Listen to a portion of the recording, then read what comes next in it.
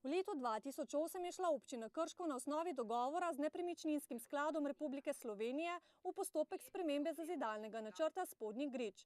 Na osnovi tega so zgradili eno zgradbo z oskrbovanimi stanovanji, v načrtu pa je izgradnja še ene. V tem objektu, ki je že zgrajen, je predvidenih 21 oskrbovanih stanovanj in tako je tudi zapisano v samem zazidalnem načrtu.